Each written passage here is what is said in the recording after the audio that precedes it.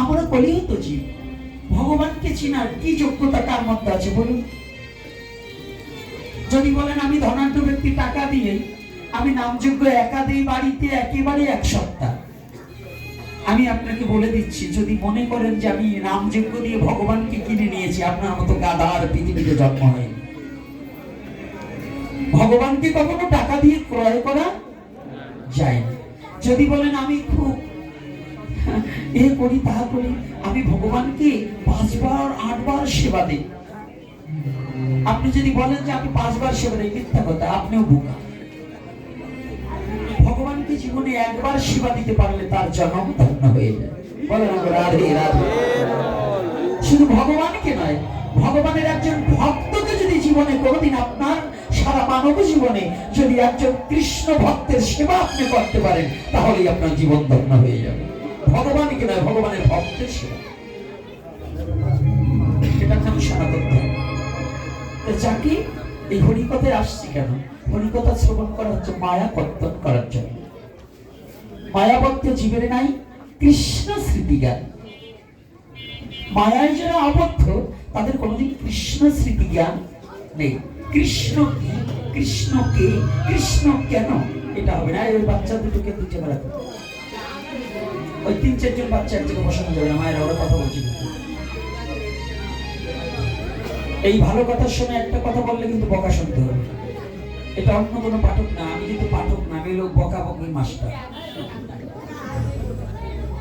ভালো কথার সময় কথা বলবে, একবারে বেরিয়ে চলে যাবে। আর যদি ভাগবত শুনতে আসো, নীরবতা পালন করতে হবে, নাকি বাবা? এই যে কিছু লোক দেখছি, এরা 10 মিনিটে 50,000 1 লক্ষ টাকা ইনকাম করে।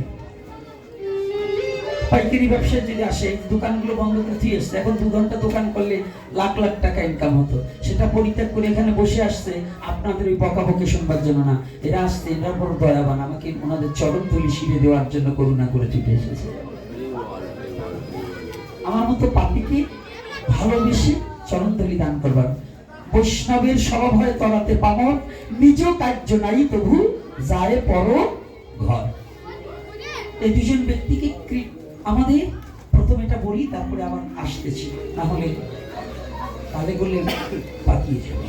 এই দুজন ব্যক্তি হচ্ছে আর কেউ না, একজন হচ্ছে কৃষ্ণ দ্বৈপায়ন বেদব্যাস পুত্র শ্রীল সুখদেব গোস্বামী প্রভুপাদ। মাতৃগর্ভে বসে ভাগবতীয় কথা শ্রবণ করে তার মায়া শেষ হয়ে গেলেন।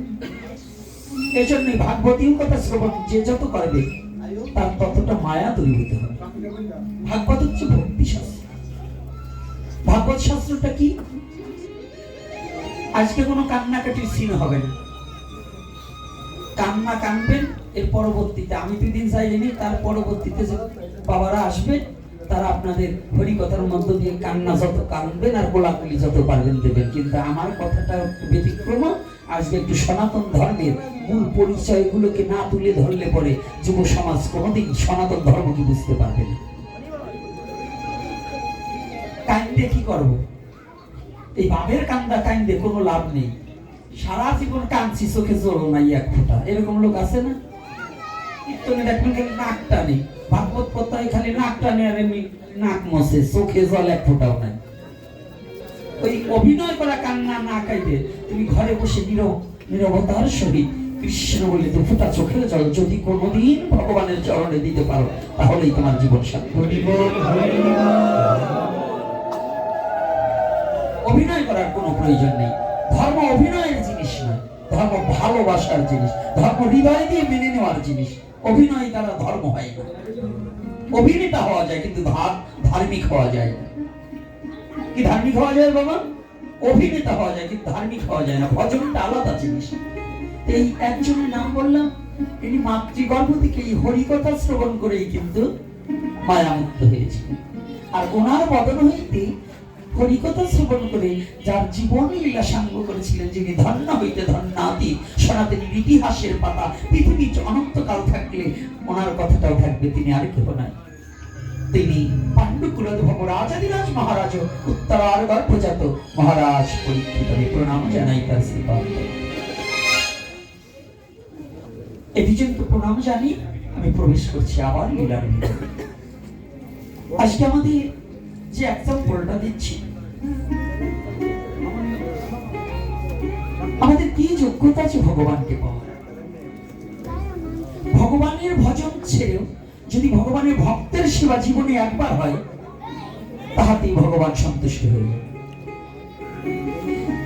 এখন বলবেন ভগবানকে বাদ দিয়ে, বাবা তোমরা একটু বসো, ওই বয়স্ক বাবাটার একটু দেখতে কষ্ট হয়ে যায়, তোমরা একটু বসো বাবা, তোমরা একটু বসো আমার শোনা বাবা, বসো, তোমরা চলে যেও না, বসো।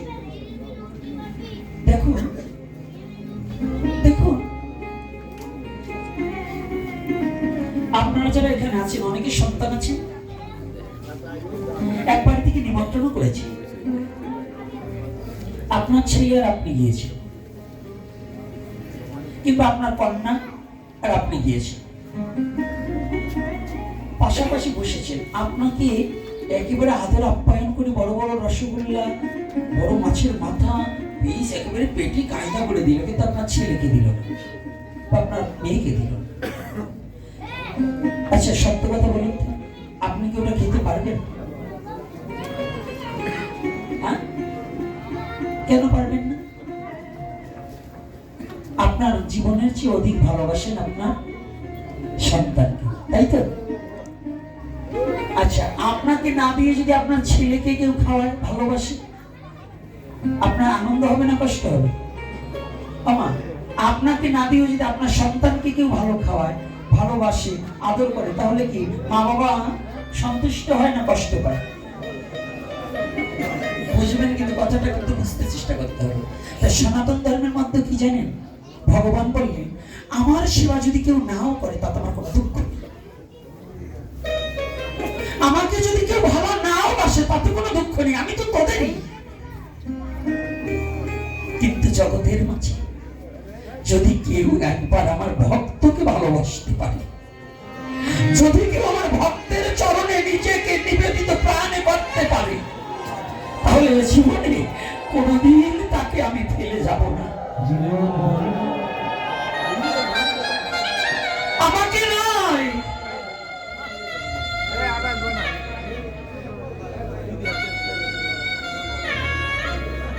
এই বিশ্ব জগতে আমাকে নয়, যদি আমার শুদ্ধ ভক্তকে কেউ ভালোবাসতে পারে, হে জগৎজীব, আমার শুদ্ধ ভক্তকে জড়িয়ে ধরা মানে আমাকে জড়িয়ে ধরা, আমার শুদ্ধ ভক্তের চরণে তোমার আত্মসমর্পণ মানে আমার চরণে আত্মসমর্পণ করা, আমার শুদ্ধ ভক্তকে ভালোবাসা মানে আমাকে ভালোবাসা, আমার শুদ্ধ ভক্তকে তুমি খাইয়ে দেওয়া মানে আমাকে খাইয়ে দেওয়া।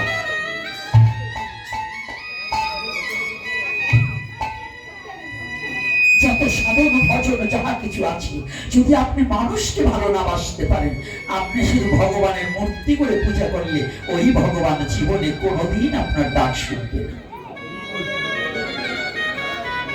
কোনোদিন ডাক শুনবে না। কি করে শুনবে? সনাতন ধর্ম পড়া যায়, পড়ে পড়ে অনেক জানা যায়, কিন্তু মানাটা বড় কঠিন হয়ে যায়।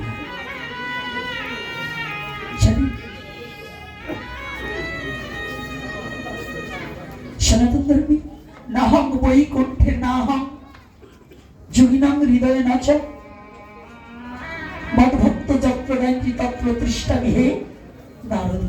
নাহং বৈকুণ্ঠে যোগিনাং হৃদয়ে নাচ মদ্ভক্ত যত্র গায়ন্তি তত্র তৃষ্ণামি হে নারদ। যদি এটা ভগবান নিজে মুখে বলে থাকেন, তাহলে কি বললেন? আমি যোগী হৃদয়ে থাকি না, আমি বৈকুণ্ঠে থাকি না, আমার ভক্তের হৃদয়ে মাঝে আমি চিরই অবস্থান করিয়া থাকি। আচ্ছা বলুন তো, তাহলে এই কথার পরিপাকে ভগবান কি বোঝালেন? আগে ভক্ত সেবা না আগে ভগবানের সেবা? কার সেবা আগে? আগে কাকে ভালোবাসতে হবে? এই বিশ্ব জগতি বাবা, ও মা, আমরা যেমন আমার সন্তানটাকে অতি প্রিয় মনে করি, কত বাবা কত মা নিজের জীবন বলিদান দিয়ে সন্তানের মঙ্গল কামনা করে, সন্তানকে বাঁচাতে চায়। জানি আমার ভগবান তত্ত্ব নিজের বাক্যকে রোধ করে নিজে ভগবানত্ব ফেলে দিয়ে ভক্তের জন্য ভগবান পৃথিবীতে অবনীতে নেমে আসে, বহুবার এসেছে তার ভক্তকে রক্ষা করিবার নিমিত্তে।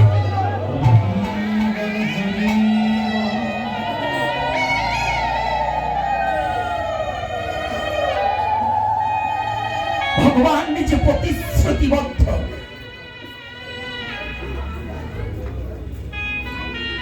এই জগতে জীব মাধব তোমরা ভয় পেও না। যদি জগতের মাঝে তোমরা আমাকে খুঁজতে খুঁজতে যদি তোমরা না পাও, বলুন ভগবানকে চায় না এমন কোন ব্যক্তি আছে?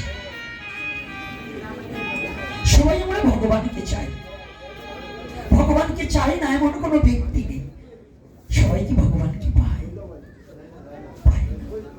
ভগবান বললেন জগৎজী, যদি আমাকে খুঁজতে এসে তোমাদের সর্বস্ব হারিয়ে যায়, যদি কোন কুলে তোমাদের ঠাঁই না থাকে,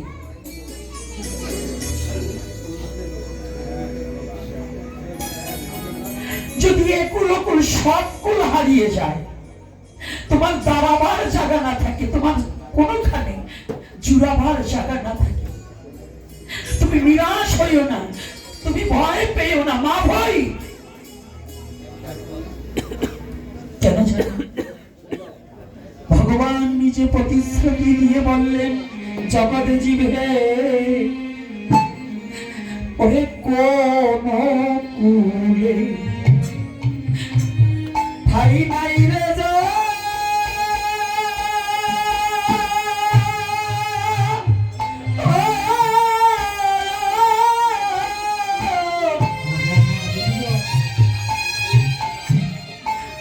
আমি পার করিব, আমি পার করিব তারে,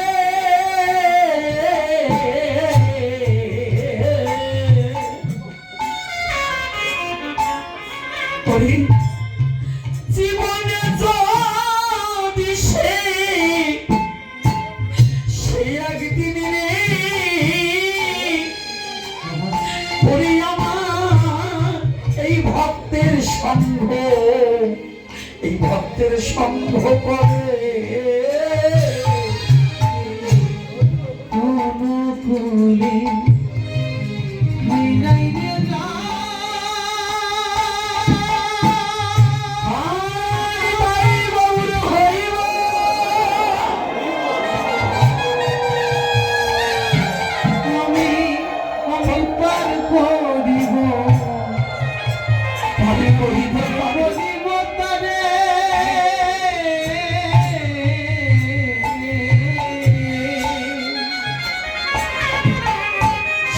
যদি সেই জীবনে সে যদি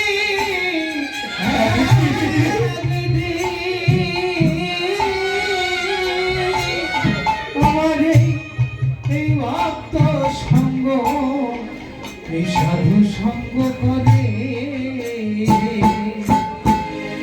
কোন কুলে ঠাই নাই, যারে পুরোপুর সব কুল হারিয়ে গেছে,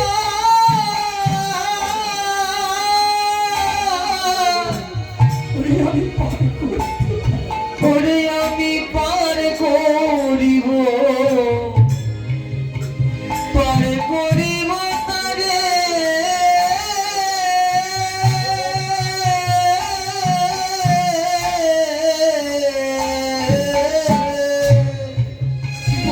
যদি সে একদিন, জীবনে যদি সে একদিন, সে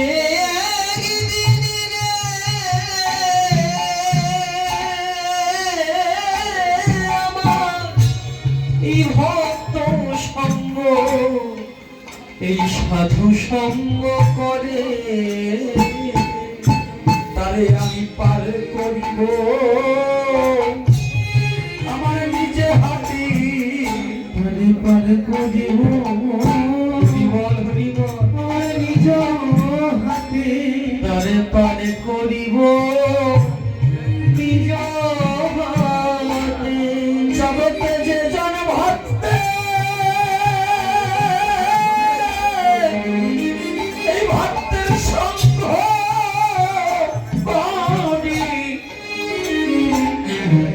তারে পারে করিব ওরে নিজের হাতে যে জনে আমার ভক্তে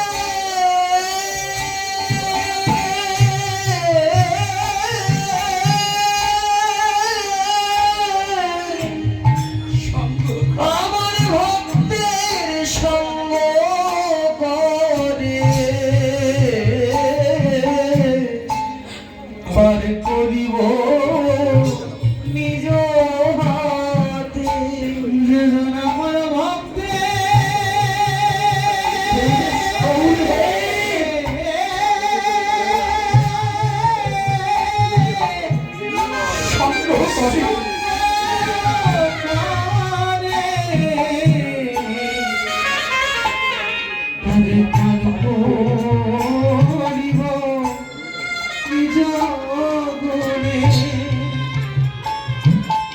আমি পার করিব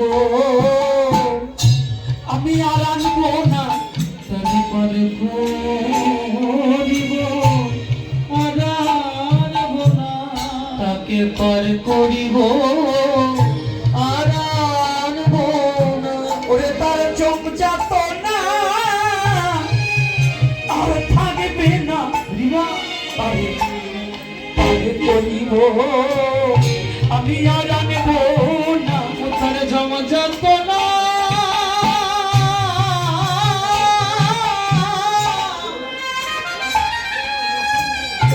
আরে থাকে না তাকে পারে করিব ও তার জমা যাত না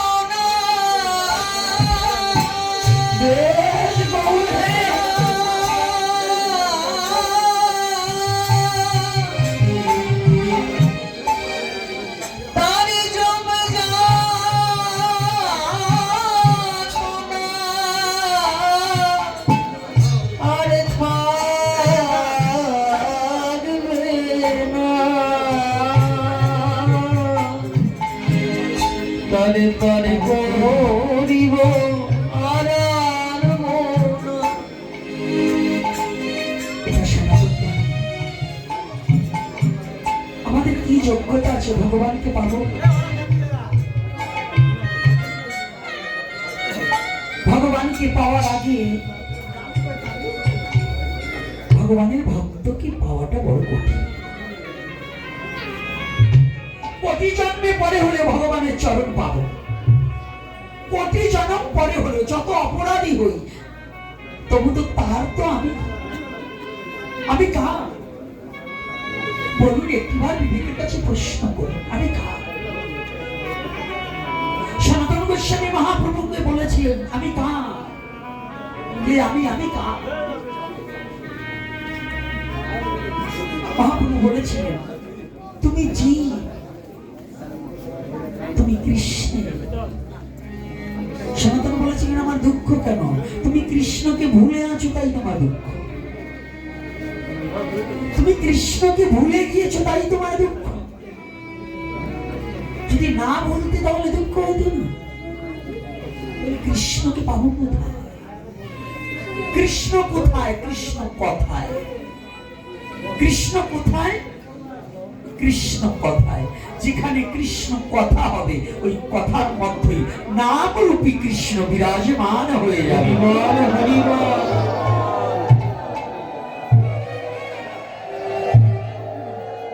এজন্য বলছে কৃষ্ণ কোথায় কৃষ্ণ কথা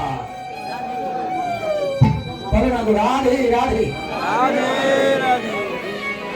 এই কৃষ্ণকে খুঁজে কোথায় পাবে খুঁজলে ভুবন পাবে না সে ধন জ্ঞান নয়ন না খুললে পড়বে খুঁজো ত্রিভুবন স্বর্গমত্ত পাতাল খুঁজলেও কৃষ্ণকে পাবে না যতদিন পর্যন্ত অজ্ঞানতা দূর না হবে অজ্ঞানতা দূর হইলে ভক্তের কৃপা হবে কৃপা ভক্তের কৃপা হলে পরে তোমার গুরু কৃপা গুরু কৃপা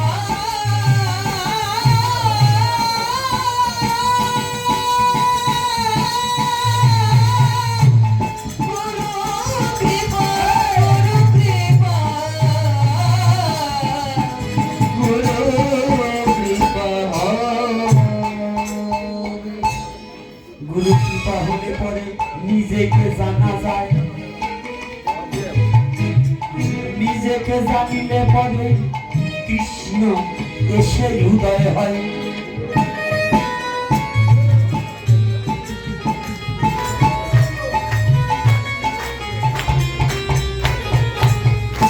এজন্য প্রয়োজন আছে নিজেকে জানা, নিজেকে জানিতে হলে করতে হয় সাধনা।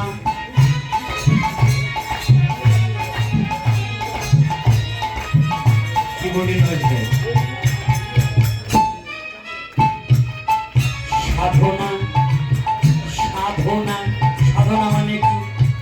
সাধা সাধনা সাধনা মানে কি? বসে বসে নাম জপ করলাম, এটা সাধনা নয়, এটা নাম করা। সাধনা কাহাকে বলে?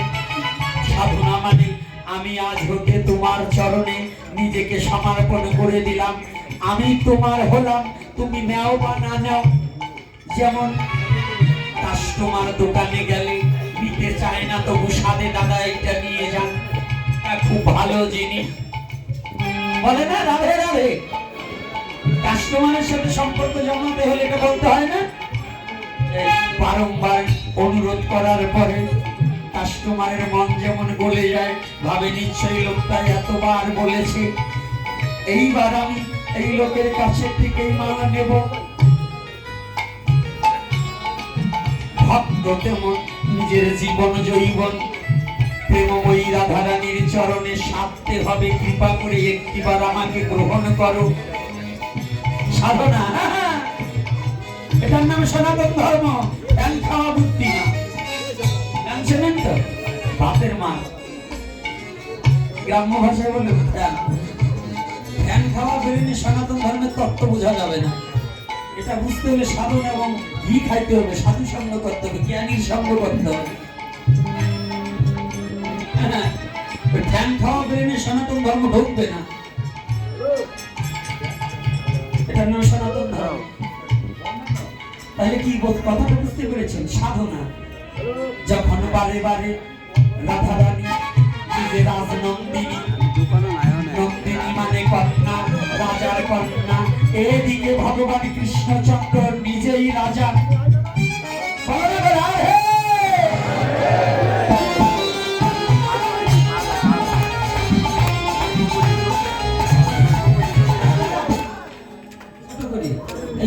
এই হিন্দু জাতি একটু হলে ছেলেরা কয় এই রাজনীতি টিটিতে যাবা না, রাজনীতি করা যাবে না। এই পৃথিবীতে সনাতন ধর্ম থেকে রাজনীতি শুরু, এই পৃথিবীতে সনাতন ধর্ম থেকে রাজনীতি শুরু। অন্যান্য ধর্মে কি আছে কিনা আছে ওটা আমার জানার দরকার নেই। আমার সনাতন ধর্মের ভগবান একেবারে চোখে আঙুল দিয়ে দিল রাজা হয়েছে। ত্রেতা যুগে রামচন্দ্র রাজা হয়, তারপর যুগে কৃষ্ণ রাজা হয়, হয়েছে কিনা? আবার ভগবানের ভক্তরা যে কতগুলো রাজা আছে, মহারাজ পরীক্ষিত রাজার রাজা, কলির যুগের প্রথম রাজা, কলির যুগের প্রথম রাজা। আর এই সনাতনী এই হিজড়া মার্কা কতগুলো লোক আছে, ওরা নপুংসক, ওইগুলো রাজনীতি করা যাবে না, ওইটা করা যাবে না, সেটা করা যাবে না।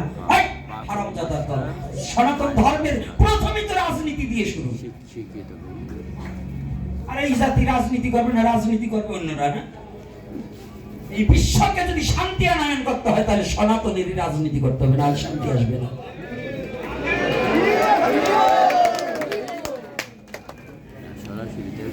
রাজনীতি মানে খুন করা নয়, রাজনীতি মানে আরেকজনকে হিংসা করা নয়, রাজনীতি মানে পুড়িয়ে মারা নয়, রাজনীতি মানে আরেকজনের ঘর দখল করা নয়, রাজনীতি মানে সনাতনী কিংবা হিন্দু মুসলমান বৌদ্ধ খ্রিস্টান দলবদ্ধ ধর্মের যুদ্ধ বাতাবরণ, এগুলো রাজনীতি নয়।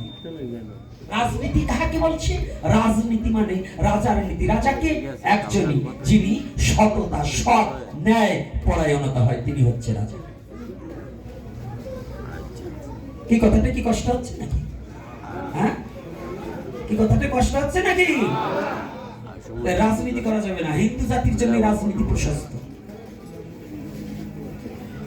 এত ভয় পান কেন? সনাতনী জাতির যা আছে পৃথিবীতে কোথায় পাবে?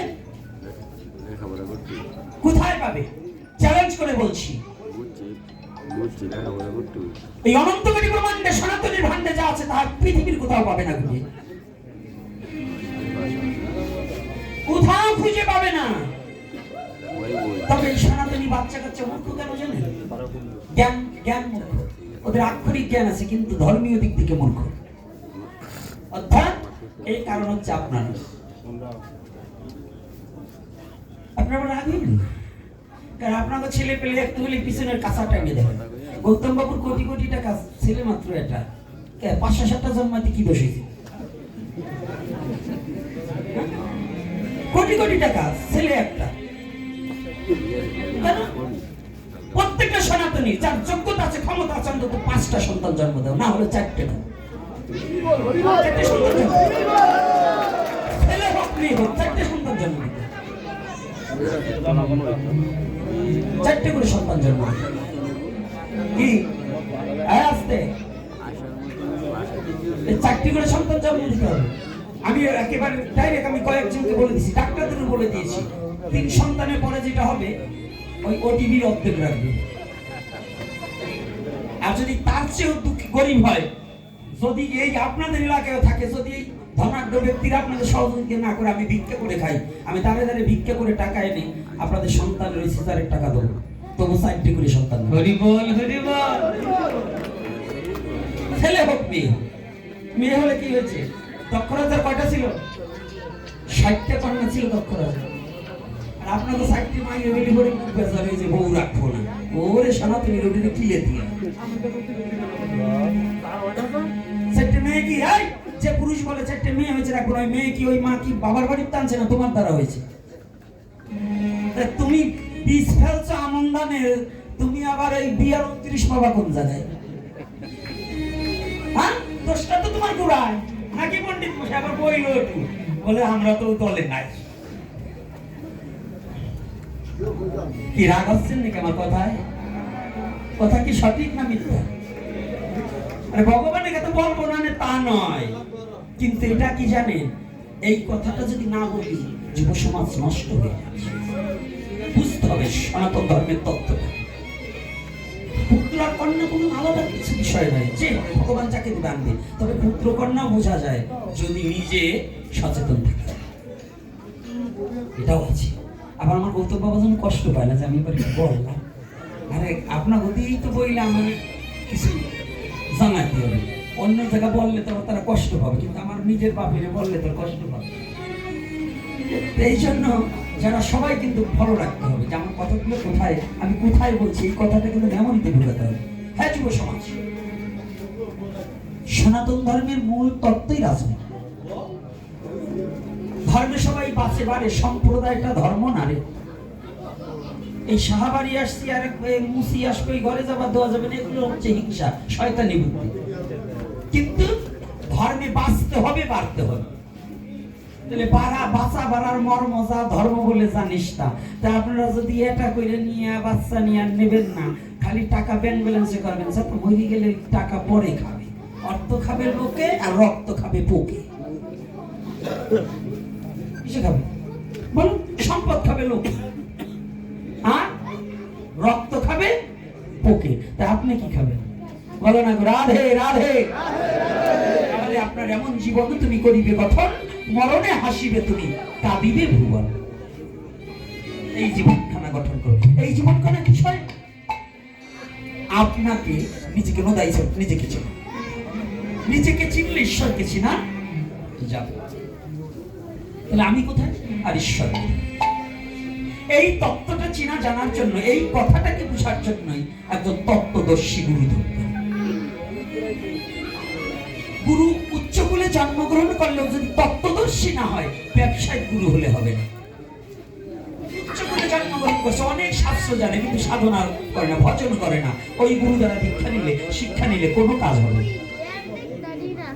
কি রাগ হচ্ছে নাকি? বলবো না, বলাও যাবে না? হ্যাঁ বলা যাবে তো? কি সামনের বাবারা কি বলে, বলা যাবে না যাবে না?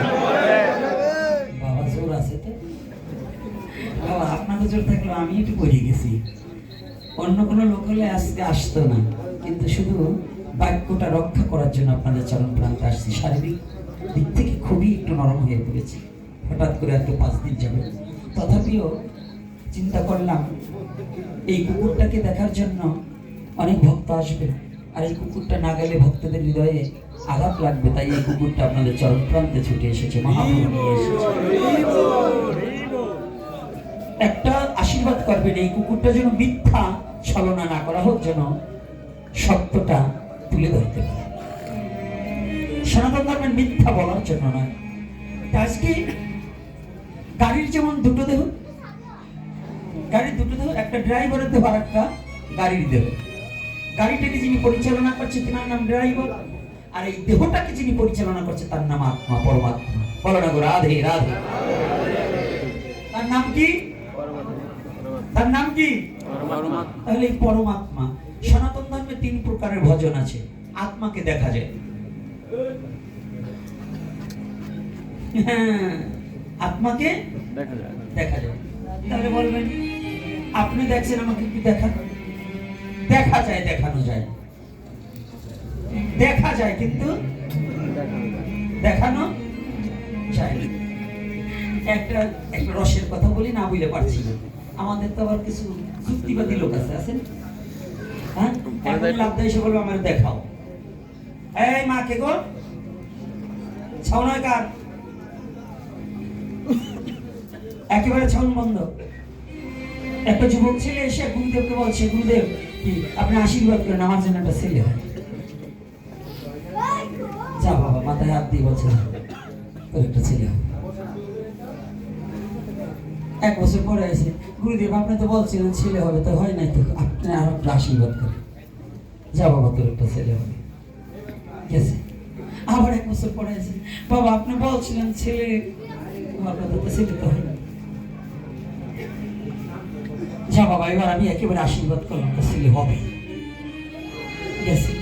আবার 1 বছর পরে এসে, বাবা আপনি তো বললেন আমার তো ছেলে হয় না। গুরুদেব চিন্তায় ফিরে গেছে, এই যে এত আশীর্বাদ করলাম, আমার আশীর্বাদ তাহলে কি আমার পাওয়ার কমে গেছে? আশীর্বাদের একটা পাওয়ার আছে না বাবা? আপনাদের এই অঞ্চলে যদি এই যে অ্যাস্ট্রোলজার আসে, যে আংটি পাথর পুতুল বিক্রি করতে, আর যদি মাতুলি বেচে, দেখবেন এই গুরুদেবের শিষ্যতে বইলে গেছে জগৎ। সাধারণ যারা সরল সিধা ওই 6-4 জানে না, তারা হরি নাম ছাড়া বোঝে না, এই সমস্ত গুরুদেবের শিষ্য হয় না। শিষ্য হয় বাটপার, ওই আমার মতো বাটপার। যদি ওই আমার কথা বলছে, আপনার কথা বলি, দেখবেন এই বাটপার যারা 6-4 কথা বলে, এই গুরু বেরোলে কিন্তু শিষ্য বেশি বাড়ে। তেল পড়া, জল পড়া, তাবিজ মাদুলি ভরতে পারলে, তাই না? তাই গুরুদেব মনে মনে চিন্তা করতে, আমার কি পাওয়ার, কি টেম্পারটা কি কমে গেছে? 3 বার আশীর্বাদ করার পর ওর ছেলে হইল না, কারণ কি? তখন গুরুদেব জিজ্ঞাসা করছে, বাবা কি, এদিকে আসো, কি তোমার নাম কি? তো তুমি বিয়ে করছো কোথায়? হ্যাঁ গুরুদেব, কি বলেন, আমি তো বিয়েই করি নাই। কাহিনাটা বুঝছেন? কথাটা কি বুঝছেন? তাই আমাদের মধ্যে যে কিছু যুবক ছেলে 4 কলম লেখাপড়া কইরে আইসা, ওরা এসে যুক্তি দেখায়, ভগবানকে দেখছেন, ভগবান কি দেখা যায়, তাহলে মানে দেখান। এটা হয় নাকি? সনাতন ধর্মে এটা নাই। আরে গদ্য, ওই যে বিয়ে করা ছেলে যেমন বারে বারে আশীর্বাদ চাওয়া যায়, ছেলে হয় না কেন? তোমার দশাও অমন। কারণ তুমি আগে ভজন করো, গুরু অনুগত হবে, তারপরে সাধন সিদ্ধি হলে পরে ভগবানের রূপ দর্শন করো। কথাটা কি বুঝতে পারছি? গুরু অনুগত না হয়ে সারা জীবন নাম যজ্ঞ, ত্রিনাথের মেলা, দুর্গা পুজো, কালী পুজো যাই করো না কেন, ওই বিয়ে না করা অবস্থায় ছেলের আশীর্বাদ পাওয়া আর ওই গুরু না করে ভগবানকে দেখবার চাওয়া, এই দুটি এক। এই কথা আজ পর্যন্ত বলি নেই এপিসোডে, আজকে জানো মহাপ্রভু কেন কেন বলাই দিল, বলতে চাই না কিন্তু আজকে বইলে ফেলাই না। এই যে দেখবেন আমার এপিসোডে, কোন এপিসোডে এই কথাটা নাই, আছে নাকি পণ্ডিত মশাই? নাই, 2 পাশে 2 পণ্ডিত, আবার ভয় পাই। এই জন্য আবার মাঝে মাঝে একটু জিজ্ঞাসা করি, তাহলে সনাতন ধর্মের তত্ত্বগুলো কি জানে? ভগবান এই আত্মারূপে 3 প্রকারের ভজন। সনাতন ধর্ম এতটুকু ধর্ম না যে একভাবে চলবে। সনাতন ধর্মে বহু মত পথ থাকতে পারে, এটা সাধারণ। তার মধ্যে প্রধান 3টা: জ্ঞান, কর্ম, সাধনা। কি কি? জ্ঞান, কর্ম, সাধনা। জ্ঞান কর্ম সাধনা এই তিনের বশে ব্রহ্ম আত্মা ভগবান ত্রিবিধ প্রকাশ। কায়দা আছে, কায়দা আছে কিনা? আছে কিনা বলুন?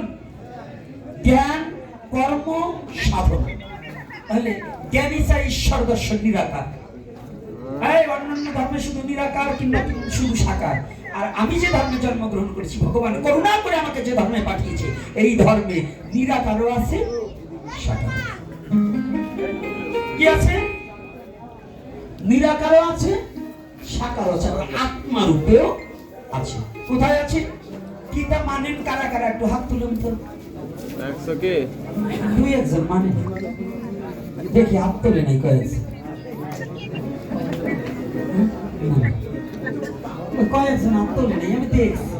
ভাবে যে হাত তুললে আমি যে জমিদারের জামাই, যদি সবাই জানিয়ে যায়, জমিদারের জামাইরা তো পকেটে হাত বের করতে চায়নি। এই হাত বাড়ি করার পিছনেও একটা দর্শন আছে, এটার নাম সনাতন ধর্ম। যা সনাতন ধর্মে যা যাবে সেখানেই দর্শন আছে। চ্যালেঞ্জ করে বলছি, এই বাংলাদেশে যতটাই দুরাচার বকাবকি করে গেল, এই বকাবকি আর করবে না, আর বেশি দিন পারবো না, ক্ষীণ হয়ে আসতেছে। চলে যাব, মহাপ্রভুর ডাক প্রায় এসে গেছে, চলে যাব। কিন্তু এই বকাবকি করে যাচ্ছি না, হয়তো আমি একদিন থাকবো না, কিন্তু এই স্মৃতিটুকু থেকে যাবে, স্মৃতিটুকু থেকে যাবে। ভালো করে জানেন, সনাতন ধর্মে যেখানে হাত দেবেন সেখানে দর্শন। এই হাত তোলায় দর্শন আছে। হাত তোলায় যখন সেরা, আরে আপনাদের এই দেশ স্বাধীনের কথা বলছি, তবে এই 24-এর দেশ স্বাধীন নয়, 71-এর দেশ স্বাধীন। এই 24-এর কথা আমার বলার বলছি না, কারণ এই 24-এর স্বাধীনতা এটা শুধু কয়েকজন কতিপয়ের জন্য, কিছু ব্যক্তিগত লোকের জন্য স্বাধীন হয়েছে। সনাতনী জাতির জন্য বাংলাদেশ স্বাধীন হয় নাই এখন এই 24-এ। যদি সনাতনীর স্বাধীনতা, তাহলে সনাতনীর কথা বর্তমান অন্তর্বর্তী সরকারের কানে যেত। সনাতনীর কোনো দুঃখ এবং কোনো বেদনা এবং সনাতনীদের অন্যায় অবিচারের কোনো কথা বর্তমান 24-এর যে স্বাধীন স্বাধীন বলছে, এরা কেউ সনাতনীর পক্ষে নয়, এরা সবাই সনাতনীর বিপক্ষে। সবগুলো সবগুলো সনাতনীর বিপক্ষে, এরা সনাতনের পক্ষে নয়।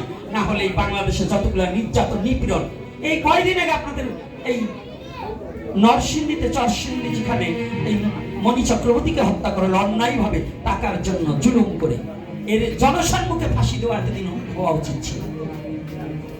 কিচ্ছু হবে না, কিচ্ছু পাবেন না। হত্যাকারীরা 15 ঘন্টা, 10 ঘন্টা, 5 ঘন্টার মধ্যে ছাড়া পাবে, আর যারা নিরপরাধী সাধু ব্যক্তিরা, তাদের হাজত খাটতে হবে 2 বছর 1.5 বছর। এমনকি হাজতে বসে মৃত্যু আছে কিনা তাও জানি না, তাও জানি না। এই জন্য 71-এর কথা বলছি, এই 24-এর বলি না।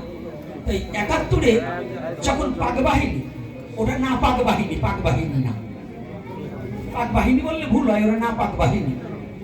এটা আমি হিন্দু মুসলমান বৌদ্ধ খ্রিস্টানের কথা বলছি না, আমার বাঙালির উপর, বাঙালি হিন্দু মুসলমান বৌদ্ধ খ্রিস্টান যে থাকে, আমি বাঙালির কথা বলছি। আমার বাঙালির মায়েদের প্রতি যারা নির্যাতন করেছিল, বাঙালিদের প্রতি যারা নির্যাতন করেছিল, ওদের পাক বাহিনী বলা যায় না, ওরা না পাক বাহিনী। ওই না পাক বাহিনী যারা, অত বংশধর এখনো বাংলাদেশে কিছু রয়ে গেছে, এই বেসন, ও বেসনগুলো এখনো কিছু আছে। বলবো না, ও বলার কায়দা নাই, আর বলবো না, কারণ সেই সময় নাই। যুগ ধর্ম প্রবর্তন, তবু মুখ বন্ধ রাখতে পারি না, দুটো ঘাই মাইনে যায়। আর বেশি দিন থাকতে পারবো না, তো ঘাই মাইনে যায় যদি কোনোদিন কাজে লাগে। তো এই 71-এর সময় যখন আমার বাংলার হিন্দু মুসলমান একত্রিত হয়ে এই অপশক্তিকে প্রতিহত করার জন্য যারা যুদ্ধ করেছিল, তাদের বলতেন মুক্তিযুদ্ধ। কি বলতেন? জেনে রাখবেন, যারা দেশের জন্য জীবন দিয়েছে তাদের যারা অপমান করে, আর নারী জাতিকে যারা অন্যায়ভাবে হেনস্থ করে, আর কোন জাতির প্রতি যারা অনবিচার করে, তাদের ধ্বংস হবে হবে হবে। কারণ 71-এ পাকিস্তানি বাহিনী সেই নারীদের প্রতি যদি অত্যাচার না করতো, তাহলে ওদের ধ্বংস এত তাড়াতাড়ি হতো না। নারীর প্রতি যখন জুলুম করেছে, পরের ঘরে যখন আগুন লাগিয়েছে, তাদের ধ্বংস হয়েছে। এবারও তাই হবে। যারা এরকম করছে, ওই পাকিস্তানি পথকে যারা অবলম্বন করছে, তাদের ধ্বংসই বাংলার মাটিতে হবে হবে হবে, আমি বলে যাচ্ছি। আজ না হোক কাল, আমি না থাকলে আপনারা দেখে যেতে পারবেন, এদের ধ্বংস অনিবার্য হবে। বিশ্বাস হয়? আপনাদের বিশ্বাস হয় কি? আচ্ছা, এইবার দেখুন, তখন এই শিক্ষা জাতির মেরুদণ্ড, যে দেশে শিক্ষকের গলায় জুতার মালা ওঠে, এই দেশে কোনো আইন এবং এই দেশে কোনো রাজা, এই দেশে কোনো সৎ মানুষের বিচার হতে হয়, কিন্তু অন্যায়কারী বেড়ে যায়, সেখানে কোনো শান্তি সুশৃঙ্খলা এটা থাকতে পারে না। পণ্ডিত মশাই, শিক্ষা জাতির মেরুদণ্ড, যে এখানে সেই শিক্ষকের গলায় জুতার মালা উঠতে পারে, মুক্তিযোদ্ধার গলায় জুতার মালা উঠতে পারে, এই দেশে কি শান্তি থাকতে পারে?